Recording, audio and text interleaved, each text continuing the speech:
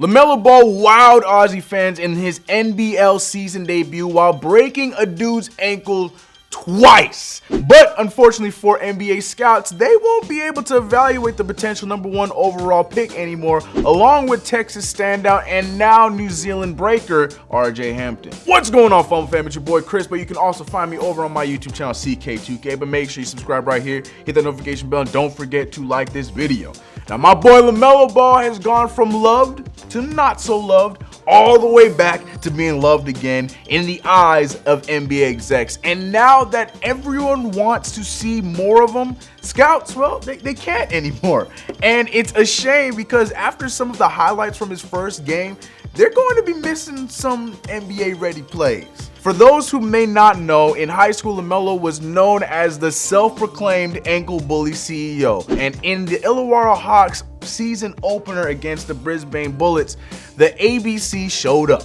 In just the second quarter, Bullets guard Taylor Braun tried to take on the 18-year-old one-on-one, and let's just say it wasn't a great business move. By Brisbane, I think they've done a really good job of tidying up their defense. Lamelo shakes one way, then the other, then the pass. Twice.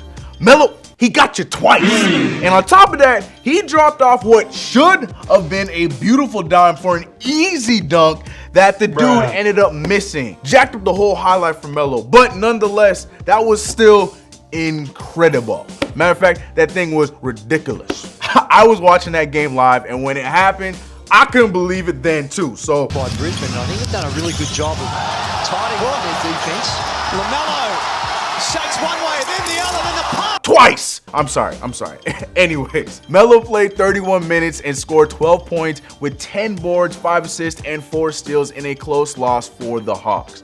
What stood out the most was his decision-making and defense, which, funny enough, are the two biggest flaws in his game to some scouts. Melo finished with 0 turnovers and, in a lot of cases, defensively looked oddly like his older bro Zoe. For a local kid, the Wollongong locals, Ball with the steal and the jam!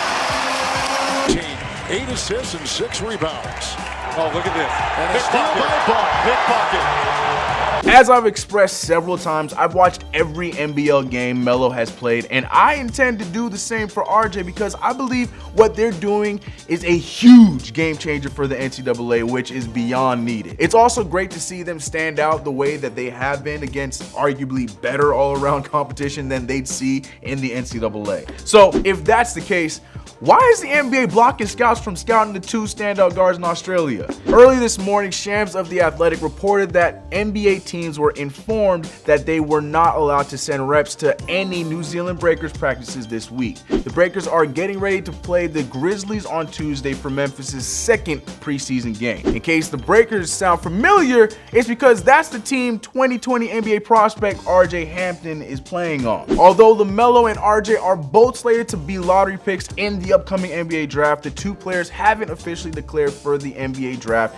yet, and they are both subjected to the league's no contact rules. Here's where it all gets tricky because there are scouts already planning to be in Memphis for a different 2020 draft prospect, James Wiseman, for Memphis University's Pro Day.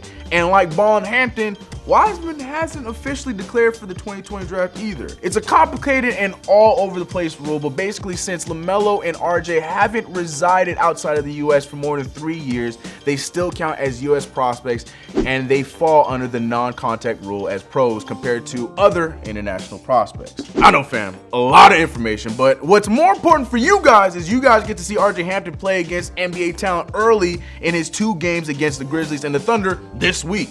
Do you guys think RJ and Lamelo are locks for the top 5 in this year's draft?